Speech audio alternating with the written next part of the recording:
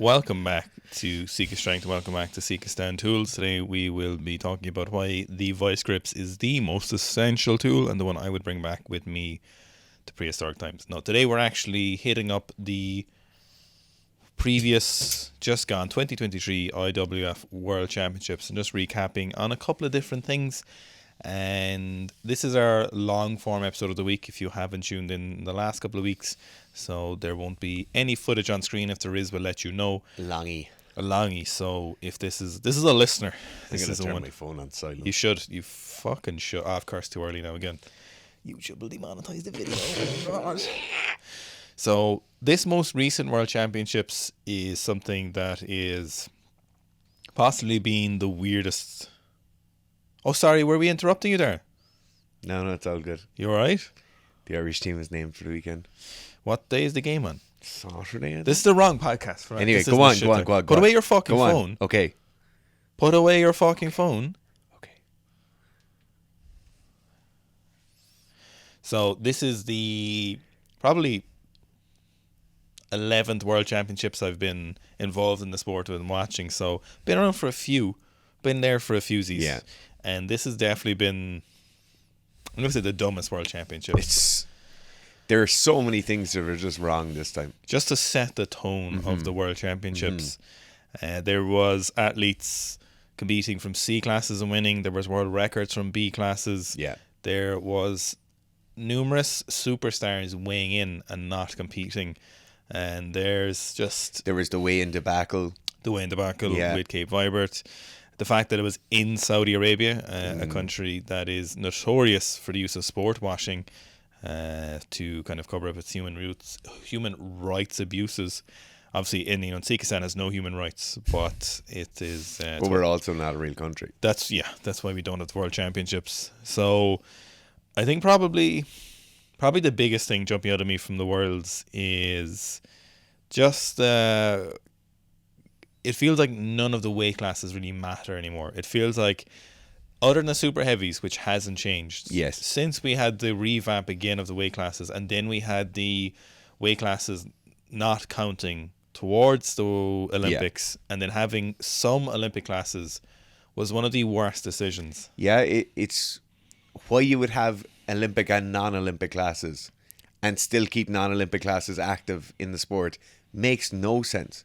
And the worst part is they chose some terrible Olympic classes to be the ones for the Olympics. And if we looked at the active crop of lifters, now I know from an inside source who was involved, who was there when they were picking the newest weight classes, so not the Olympic ones, but when these ones came out a couple of years ago, that up until the week of, no one had any clue really what was going to be picked. Yeah. And eventually then when the deadline was there, these were the ones that they ran with. They basically just wanted to get rid of that notorious 96 kilo class. 94. Or 94, sorry. Yeah, but that was a prerogative from on high. They were told to get rid of that. It's mental though. You can't just get rid of a class.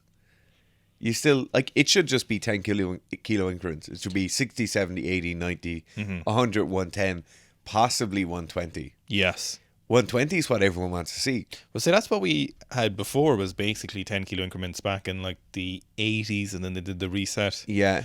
But you know what? It doesn't even matter what the weight classes are.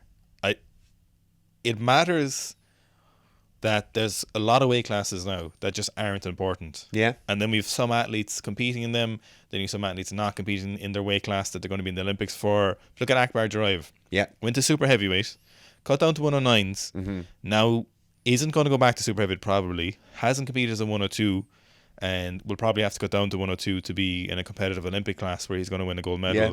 And he's just one of many examples where athletes have either gotten fucked over, or more importantly, not to dissuade any one athlete or, not emphasize with them, it's just not good for the sport. No, it's terrible. It also isn't good for the spectator.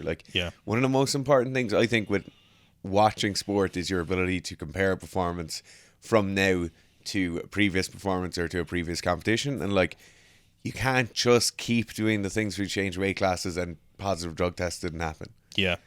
It doesn't. Everyone still thinks about Ilya doing 242. Everyone still thinks about all the weights that have been hit. in Athens or wherever it was, you know, like it doesn't make any difference when you change the weight class. And it's really annoying because now you don't have that comparison. Yeah, we used to have this thing when, up until 2016, we used to have really solid weight classes that had been very well established by that time. Technically had been there since the 90s, but then they got reset at a certain point in, I think it was after 2000.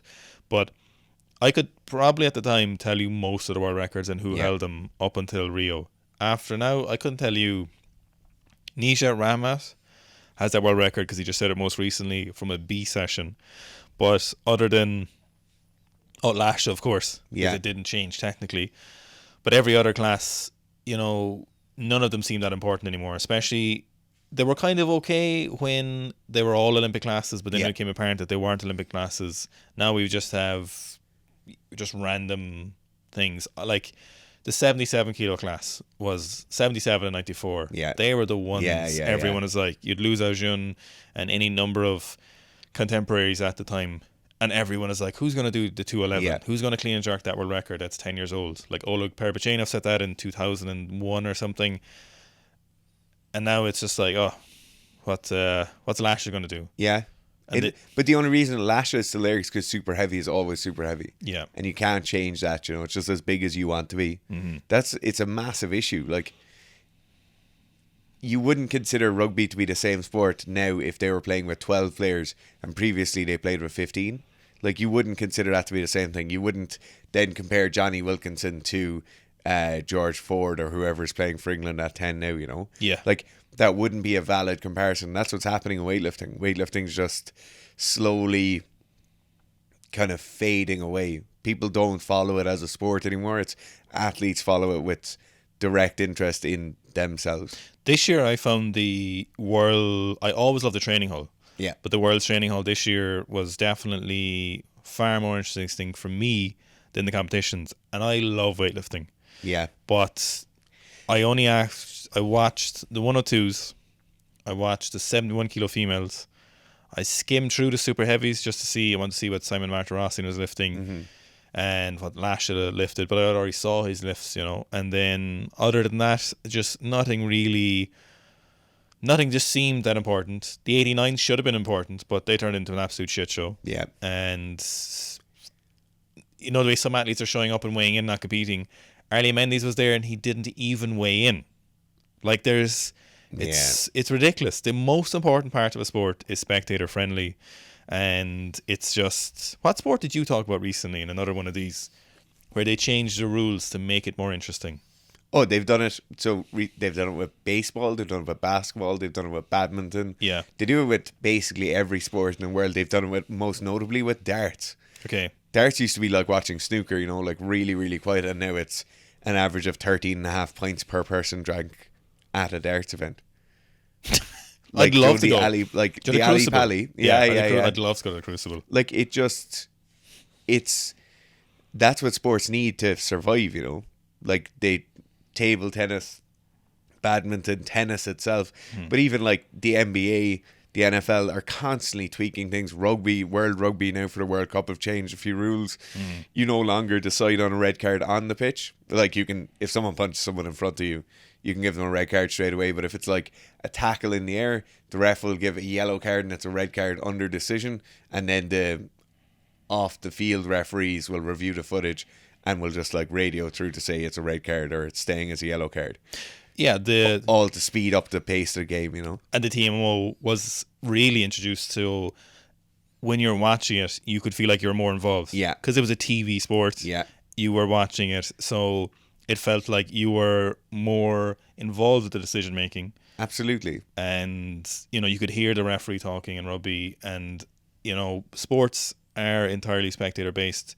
And weightlifting just seems to forget that because the people running it are so out of touch, so old, and just so like, I call them giant babies in my Instagram story, and to be honest, a lot of them come across like that. And from the ones we've met and know, giant babies doesn't even go so far. Like, a lot of it is like malicious idiocracy. Yeah, it's just, I was saying this one of my Instagram stories last week, is that there's people out there who are professional sports organizers. They have degrees and experience in organizing things. They are Yeah. project managers for sports. They have masters and PhDs, and they run institutes of sport. And there's someone like that in the Sport Institute of Ireland, and I actually know the individual, and I know he was. Actually, won't go into that, but he's a very, very adept individual. Incredibly, like, Yeah. that's his thing, and he knows what to do. And he's involved in running the sport campus in Ireland at the moment, Yeah. and it's run very well by all accounts. There was definitely someone in Korea who was over that entire institute, 100%. and that place was spotless, and they had all their equipment. And Korea came away with something like 15 medals or something. You know, there's people, Jesus, yeah. there's people involved, or people out there who could go do that job, and they just do not seem to be involved with the sport of weightlifting. And you can't tell me there's not. And there's definitely individuals involved in certain countries who are very organized. They understand it, like on the Korean national team. Mm-hmm. But on an EWF level or an IWF level, Yeah. they just don't seem to be in place. Or if they are in place, they're surrounded by idiots. Like we know I was going to say we know an idiot. Well, we do. Who's involved in a position, who's involved in furthering basically of weightlifting education, and it's almost laughable. Yeah. It is laughable, actually. It's not Certain almost. organizations in weightlifting will have like a sports department or sports science department. Mm-hmm. And there's people who run sports science departments in large multi-country organizations in weightlifting who would, Good countries. who would struggle to spell their own name. Yeah, and it's brutal. Yeah. You know, the only reason the Worlds were of any interest this year is because of the independent media teams, basically. Yeah. So people like Hook Grip, All Things Gym, Weightlifting House, Tarokity. Tarokity, and then there's a couple of the other Instagram focused ones, like I think it was 1 Kilo there. I see some more stuff. There was a couple of people. Yeah. Imagine if the NBA or NFL was like, we don't need to do anything. There's a couple of YouTubers who'll do it. No, it's lunacy. Now, I'm not being derogatory of YouTubers. I'm including ourselves in that. Yeah, you know? yeah, You know what yeah. I mean? That the prime showcasing. But that's your product. Yeah. Like your product is that. I think the problem in weightlifting is most of the people in positions of power, the product was bribery money and drug money.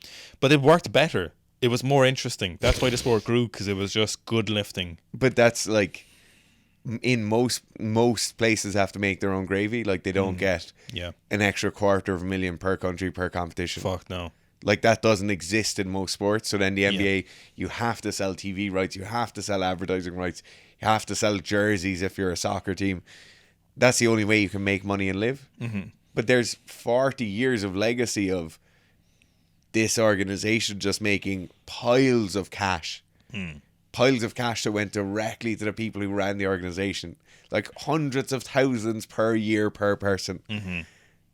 And that cash just arrived every time. But, you know, they talk about renovating the sport. And there was talks of like adding a speed event or an endurance event or a third event. We can't even get the athletes there at the moment to compete and Yeah. show up at international competitions. At Yeah. the Worlds, the last Worlds before the Olympics, we can't even get athletes showing up at them. Like, it's... And they're not about getting the press out rule after the Olympics later. Like, they're so far out of touch and so unable to make any positive decision. It's crazy. It's just... The like, sport has everything it needs. There's The not, sport is yeah. exciting enough to watch. Yeah. Maybe a few rule changes, maybe a different competition structure where you've a bit more competitions or multiple competitions mean a bit more rather than it just being Worlds or rather than just being the Olympics. I think that would be good. The sport, the snatch and clean and jerk are great. Yeah. That doesn't need to change. Like Yeah. people want to see big, strong, jacked people lifting lots of weight over their Fuck head. yeah. Like you don't need a speed event or an endurance event or anything like that. You need better competition structure, and you need to get rid of everybody who's involved in organising. Everybody who's employed with him. What's cooler in sport than Ilya doing 246 kilo clean and jerk in competition? What other sports have one single act that is cooler than that or more amazing than that? What single try in rugby? What Yeah. single fucking bat in badminton, baseball? What It's single a racket. whatever. Whatever single event. Yeah, 100%. What's cooler than that? Or Yeah. what surpasses that? It's also super marketable. Like it's very, very easy in weightlifting. Bar a few obscure rules like the press out. It's a very easily watched sport. You see that a person has more weight in the bar and they lifted it over their head and the other person didn't. You know, it's not like in golf where you have a competition that's spread out over 4 days. Half the people make the cut after the first 2 days. then you have those people who are playing in 2 balls, and they're spread out over the course of 16 hours. Mm-hmm. And you don't really see like this head-for-head match. Yeah. Or you might see it on the last day. But in weightlifting, it's super simple. The weight of the barbell never goes down. Yeah. It's really marketable. Yeah. Really aesthetically pleasing. Like, most weightlifters now are in great shape. Yeah. Like, to the point of many weightlifting media outfits maybe leveraging that a bit more than they're leveraging the actual sport at the moment in certain cases. Yes. Like, it's super fucking marketable. These athletes can sell stuff. Like, I watched more of the Europeans this year Yeah. than I did of this World Championships. You know, I actively watched a lot of sessions in the evening, but this year's Worlds, I was just like, you're just like, I knew the 89s would end up being shit. I knew probably wouldn't see much lifting, you know. There's superstars there, you know. It's not like there's a lack of talented lifters who are interesting, who are flashy, who are good lifters, who look good, who are characters. Yeah. Like in the 89s, you've Tian Tao, Arlie Mendez, fucking Lee Dayan, Nino. You've got the Venezuelan fella. What's his name? Oh, the guy who jumps back a load. You got him. There's plenty of people out there at the moment. There's no difference in number of just quality weightlifters there who could be superstars. And you'll find with most of those athletes, they're superstars in their own right. Mm-hmm. Like, hundreds of thousands, if not millions of followers on Instagram. Together. Yeah, like, accumulatively. Like, multiple media appearances per year, whether it be when one of the YouTube pages goes and visits them, or whether it's like a news outlet goes and visits them. They are superstars. Like, people follow those lifters and are really interested in seeing them train. Mm-hmm. Yet they go to competition, and the competition is like the ultimate wet sock. Yeah. Like, the competition is the worst part. The training hall is great. Yeah. Because you get to see them doing their usual shite. Mm-hmm. Like, a load of people can't even watch the competition, you know? Yeah. Yeah. Like, where would you be watching if it wasn't for Seb and Cole doing the World Championships thing? That's like, if Seb wasn't doing it, you'd either have to get some online stream, or you'd have to live in a country like Romania who have the Olympic channel, and you get to watch it there. I think Seb is saying that when they took over, Eurosport weren't going to renew it. So where would you be watching it? Yeah. You randomly get the Facebook live streams, which are nice, whatever. You just have sound, no commentary if that's what you want to watch. But they're super infrequent. Yeah. And they're not really catalogable. But you just barely saw any of the stuff, the IWF Instagram, which probably should be the mainstay. You know, you hardly ever see it. The IWF YouTube Lift the World documentary came out 2014, I think. I can remember watching it in fourth year of college or so. Was it that long ago? Something like that. Very interesting piece. Now you see Tarokity has done, they have a new media channel. Is it Tarokity Media? Yeah, I think Wad Media or something? Yeah. They've done like 8 interviews of equivalent relevance with their athletes since, and they're all at the World Training Hall. They've gotten like Italian translators. They have obviously Russian translators. Not Russian. Did they have different translators, different languages? Phenomenal production quality. Yeah. Like, really, really good. Seb's getting shitloads of views on his training hall vlogs. Literally a vlog every day. Yeah, some of those are up at like 100,000, 150,000 views. The want is there. But I'd go so far as to say, if Seb had more resources available to him and could pump out more, like, if he could double the amount of content he puts out in the world, if it was the training hall stuff, like, if he was doing full Team Italy training session and that full video was an hour long, I guarantee you people will watch that hour. People want to watch it. I want to watch it. Yeah. Like, I'm not blaming the athletes who are playing the system currently, who are weighing in and not competing. It's very understandable. And you're just in a position where, how has it been set up that is what's happening, you know? Like, did nobody think this through, you know? Like, last Olympic cycle, there was a bit of complaint that athletes had to compete too much, and there was too much of an issue. When the Roby points came in first. Yeah, the Roby points are there, that it might be too much of an issue, and athletes were finding it more difficult. And by the time athletes got to the Olympics, some of them were kind of fatigued. But now we've gone in the opposite direction where, to be honest, it's more important than any one athlete. It's more important that we see basically the superstars competing regularly and being competitive with their peers, and they should be essentially corralled into that or forced into that within reason, within safe reasons. You know, you need to put up a big total once a year or something. Like, you can't just do the world's, like Xi Jiang, ladies competition like 2 years ago, 18 months ago or something. Yeah. Lifted in the warm-up room and snatched like 160 or something, and then just didn't compete. Yeah. Like, no, it's absolute lunacy. When are we going to see him again at the Olympics? But you need relevance. You need a build up, especially if you're building up to the Olympics. Well, especially as well if you're trying to get a population of people that don't currently engage with the sport. If you're trying to get them interested, which is like weightlifting is on the verge of not being in the Olympics anymore. Yeah, like it really, really is. And the most important thing there is just get more eyes on the athletes, more eyes on the competitions themselves.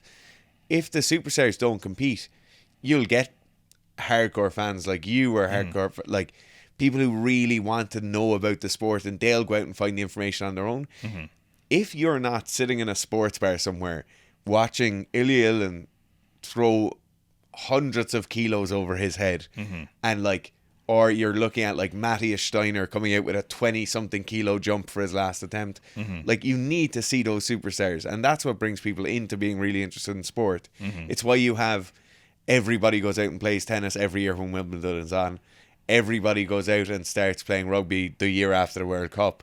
Like, people need to see it and engage with it in order to actually be interested.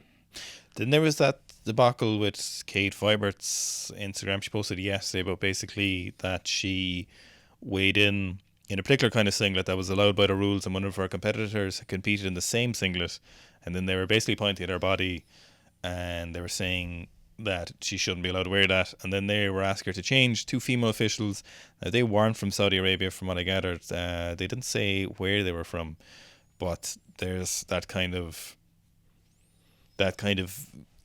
just ludicrously going on. That just wouldn't happen. No. Like, where would you get another sport? That wouldn't happen in any other. You can't wear that, or someone being like, look, basically your boobs are too big. Yeah. Like, what other sport would that happen in? Like, but it's even in smaller sports like Brazilian Jiu-Jitsu, you go and your uniform's inspected every time before you go on the mats.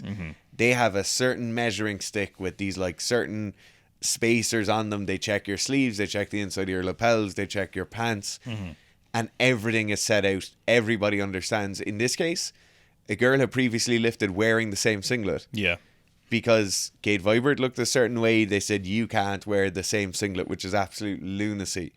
And then a whole host of other stuff went down where she was made get changed, basically. Yeah, until she asked them, I think. Into a different singlet in front of other people. Like, imagine you're a medal contender and you're weighing in 2 hours before you left. So weightlifting, it's about 2 hours beforehand. And there's like an hour window there. And you're trying to focus on game day competition, and you've silver medalists at the Olympics, and like you've got a big day ahead of you. And then you have to deal with some fucking dumb cunts being like, just not being professionals. Like, but imagine if that was a 100-meter sprint and Usain Bolt went, and an hour beforehand when he's getting his blocks inspected, they look at his spikes and they say, no, you can't wear those spikes. Yeah. Because of whatever, Yeah. Your feet are too big. You can't. Those spikes look weird because your feet are too big, Or like you can't wear those spikes. The color is wrong on those, and the color of your skin, it's completely wrong. Or your Mickey's too big and your singlet's too tight. It's the equivalent, basically. It's the exact same. Do you know what's interesting is Jiu-Jitsu has kind of similar problems in terms. Actually, no, Jiu-Jitsu has similar problems, but from a different reason.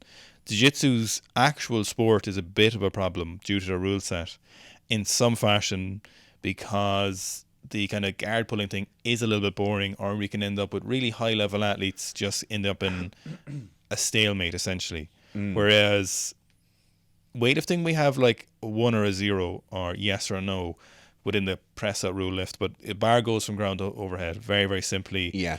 And you can see relative to the world record or what the standard is. Whereas in jiu-jitsu, in spite of the pretty boring matches that can be happening sometimes, in gi or no gi, as much as no gi lads would like to say, but there's people really innovating actively. Most recently there was this 4-team event, a quintet, yeah. So 2 teams of 4 competed all in the same night, and competition was rolling, and there was rules involved, and there's people changing this year on year nearly, and the sport is growing massively, so it's the other massive advantage they have is like the IBJJF do not control what competitions occur. Like in the quintet, 5v5, I think this is the 4th time they've done it. They've been doing them for years, basically. But like you have that, the ADCC is the biggest no-gi grappling thing in the world. Nothing to the IBJJF. Yeah. Then you have these like multiple other companies who are full-time sports organizers, Sports people. Yeah. Traveling around the world, running very high-level competition, giving out massive prize money, like high-level competition that supports professional athleticism, which is crazy. Yeah. And, you know, just jiu-jitsu is doing so well, and it's growing so much. But then in weightlifting, it's just the same, because there is the people want to see it, you know, there's so many people there. Yeah. I also think, to a certain point, time for weightlifting is running out a bit. In terms of the Olympics? And in terms of big populations of people with their eyes on it.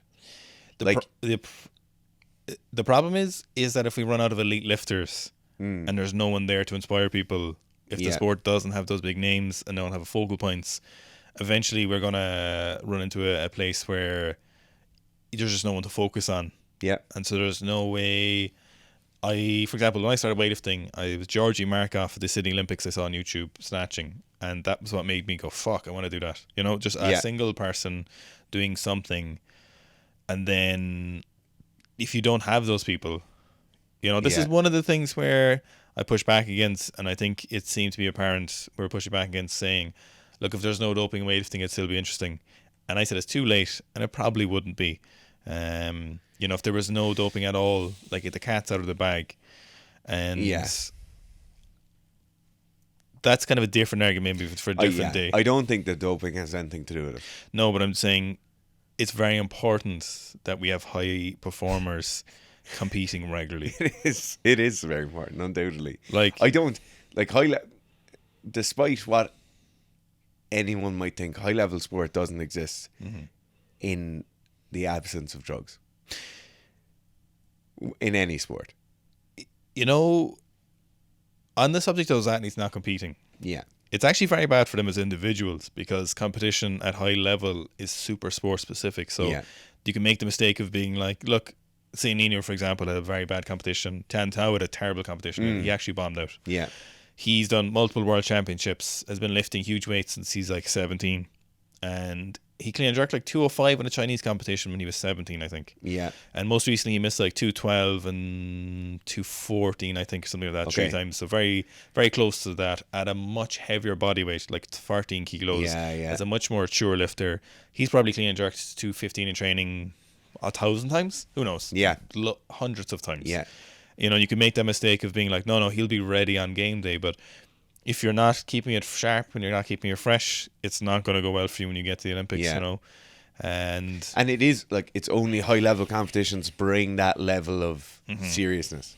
It really is like, they don't get that. Maybe they get it at Chinese nationals, but like, they're not going to get it from their heavy session on a Friday. No matter how much you try and emulate that, you just don't. I think a lot of amateur lifters make that mistake as well. You know, they're constantly worried about going to competition because they want bigger numbers, because they want to be better relative to other people. Then they go to competition, they've never competed, and they can't do well. Like, you have to practice competition. And high level competition is a different sport to nationals, and it's a different sport to training in the gym. And, you know, if you want to be winning and put up the big lifts, it's something that is, I think, just has to be done for those athletes. And it's easy to justify it to yourself. Like, I don't need to do this Worlds. I can just... No, it's... like, you don't have to set a record performance every time. And if you showed up and weighed in, just do some lifts. Just... It doesn't matter if you clean jerk too much. Like Nino... When was the last time Nino competed?